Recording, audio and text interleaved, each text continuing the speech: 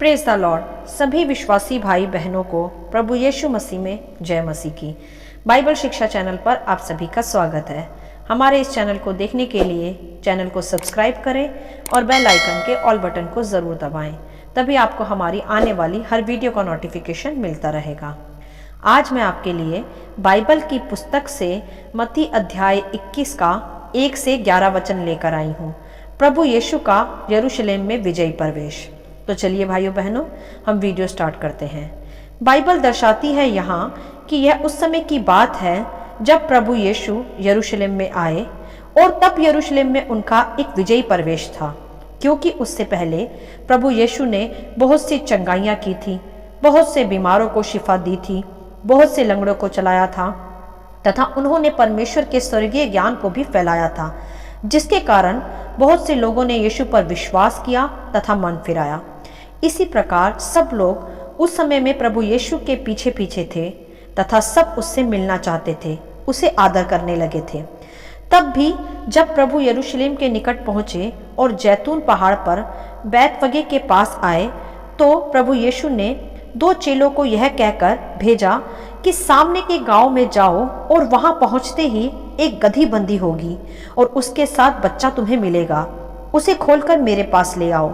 और प्रभु ने कहा कि यदि तुमसे कोई कुछ कहे तो कहना कि प्रभु को इनका प्रयोजन है, अर्थात प्रभु को इनकी ज़रूरत है।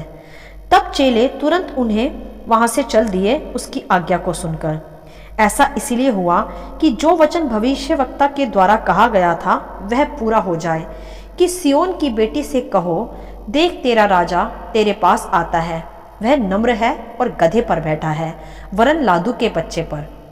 यह सत्य है भाइयों बहनों कि प्रभु यीशु के आने से पहले भविष्यवक्ताओं ने ऐसी भविष्यवाणियां की थी कि वह गधे पर आएगा। और यह भी सत्य है कि यरूशलेम में कि जो भविष्यवाणियां प्रभु यीशु के आने से पहले उनके विषय की गई थी भविष्यवक्ताओं के द्वारा, उनका पूरा होना भी आवश्यक था, क्योंकि वह यहोवा परमेश्वर की ओर से भविष्यवक्ताओं पर रिवील की जाती थी। और परमेश्वर का तो एक एक वचन सत्य है ही। इसीलिए उस समय की यह भविष्यवाणी भी पूरी हुई जिसमें प्रभु ने गधी की बच्चे को मंगवाया था उस पर बैठने के लिए। तब यह आज्ञा पाकर जब प्रभु के चेलों ने वैसा ही किया, तब वह गधी के बच्चे को वहां ले आए और फिर प्रभु यीशु उस गधे के बच्चे पर सवार हुए। तब बहुत से लोगों ने प्रभु के यरूशलेम में स्वागत के लिए अपने कपड़े बिछाए और खजूर के पेड़ों की डालियां मार्ग में बिछाई। और जो भीड़ प्रभु के आसपास चल रही थी वह कहती रही कि दाऊद की संतान होशाना, अर्थात धन्य है वह जो प्रभु परमेश्वर के नाम से आता है। इस प्रकार प्रभु का वहां स्वागत किया गया। और जब प्रभु यीशु ने इस तरह यरूशलेम में प्रवेश किया तो सारे नगर में हलचल मच गई कि यह तो गलील के नासरत का भविष्यवक्ता यीशु है। तब भी बहुत से लोग उसे भविष्यवक्ता ही समझते रहे थे भविष्यवाणियों के आधार पर नहीं जान पाए कि यही प्रभु यीशु उनके समस्त पापों को अपने ऊपर लेने और उन्हें अनंत जीवन देने आया है। हालेलुया। तो चलिए अब इस अध्याय में से हम कुछ बातों को सीखेंगे व समझेंगे कि क्यों प्रभु यीशु ने गधी के बच्चे पर सवारी करके यरूशलेम में प्रवेश किया। मेरे प्रियो, शायद आप जानते भी होंगे कि जानवरों में सबसे नीचे गधे को ही समझा जाता है और गधे पर ही ज़्यादातर बोझा भी लादा जाता है, उसका इस तरह से इस्तेमाल किया जाता है। तो यहाँ प्रभु ने उसी सबसे निर्बल जानवर का इस्तेमाल किया। एक तो इसीलिए कि कोई भी मनुष्य नहीं चाहेगा कि वह गधे की सवारी करे, सब चाहते हैं कि वह राजा की तरह घोड़े पर आए, जैसे दूल्हा भी अपनी दुल्हन को लेने घोड़े पर ही आता है, शान बान से। तो यह तो निर्धारित है कि घोड़े की सवारी शान की सवारी होती है, राजा महाराजाओं की तरह, परंतु गधे की सवारी शान की नहीं होती, उसे तुच्छ माना जाता है। फिर भी इसलिए प्रभु यीशु ने गधे का इस्तेमाल किया एक विजयी प्रवेश के लिए। और मैं ऐसा मानती हूँ कि गधा जानवरों में सबसे नम्र जानवर होता है और प्रभु भी नम्रता से प्रेम रखते हैं। वे स्वयं भी नम्रता ही में चलते थे। वे सबको चंगाई देकर, छुटकारा देकर किसी राजा की तरह अधिकार या आदर नहीं चाहते थे। वे तो स्वयं भी नम्र थे। वे सबसे महान होकर भी खुद को शून्य बनाए रखते थे। अगर आज कोई मनुष्य प्रभु की तरह चंगाइयाँ दे, अंधों को आंखें दे, लंगड़ों को चलाए, तो सर्वप्रथम तो उसे उन सब कामों से प्रसिद्धि चाहिए, अपना आदर चाहिए कि लोग उसे ऑनर करें, सभाओं में उसका वार्म वेलकम हो। परंतु प्रभु यीशु ऐसे नहीं थे। उन्हें वार्म वेलकम या अपनी बड़ाई नहीं चाहिए थी। वे तो सदा परमेश्वर पिता को ही महिमा देते थे। इसीलिए सबसे उत्तम और सबसे पवित्र होते हुए भी प्रभु ने खुद को शून्य किया। गधे पर सवारी करना यही दर्शाता है मेरे प्रियो कि प्रभु नम्रता को प्रकट कर रहे थे। खुद को सबसे महान होते हुए भी शून्य दिखा रहे थे। सारी महिमा पिता परमेश्वर को मिले, जिसने उन्हें उस कामों के लिए पृथ्वी पर मानव रूप में भेजा था। प्रभु यीशु खुद निर्दोष होते हुए भी, पवित्र होते हुए भी, चंगाइयाँ देते हुए भी राजा की तरह नहीं जिए कि राजा की तरह विजय प्रवेश करें किसी घोड़े पर। नहीं, वह सदा नम्र बने रहे, खुद को छोटा बना रखा, सबसे उत्तम होते हुए भी। यह गधे पर यरूशलेम में विजय प्रवेश यही दर्शाता है आज कि प्रभु नम्रता का एक उदाहरण बने और उस जानवर का इस्तेमाल भी किया जिसे सबसे तुच्छ जाना जाता है और उसे केवल बोझा ढोने के लिए ही इस्तेमाल किया जाता है। और बहुत से लोग तो इस नाम को दूसरे को बुरा कहने के लिए भी इस्तेमाल करते हैं।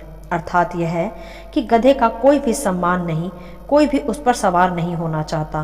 परंतु प्रभु तो ऐसे ही दीनों को, निर्बलों को, तुच्छ जाने जाने वालों को ही इस्तेमाल करता है अपने राज्य के लिए, क्योंकि प्रभु की दृष्टि ही निर्बलों पर रहती है।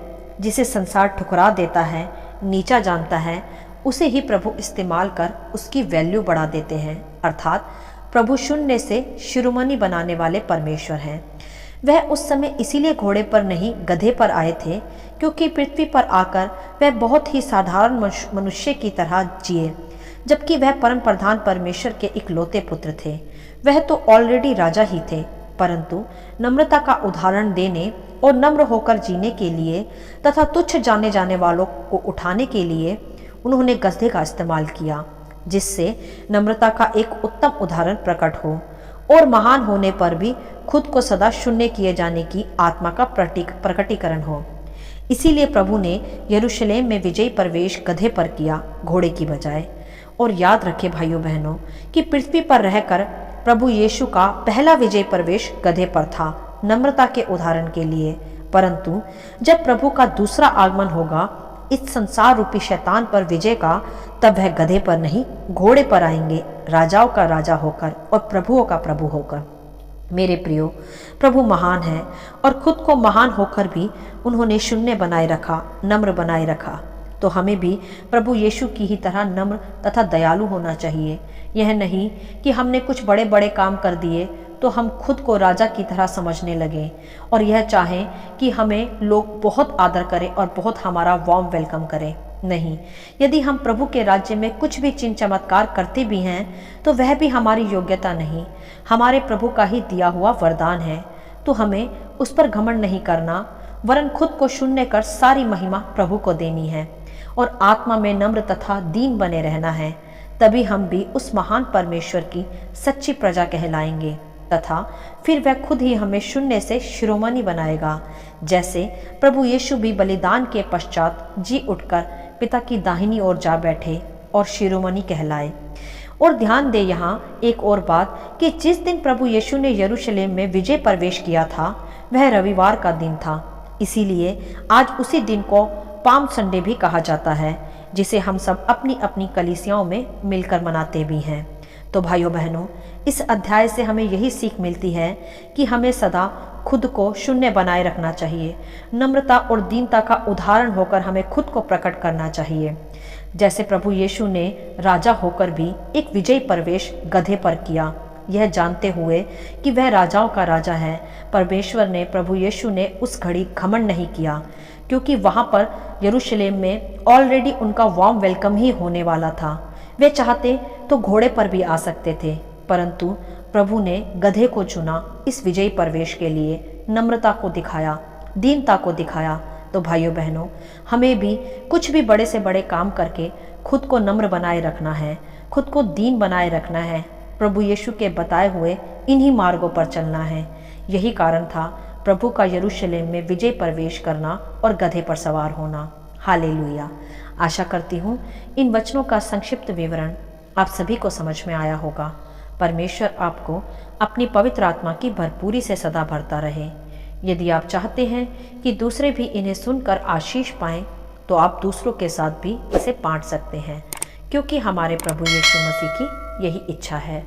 आमीन and God bless you all.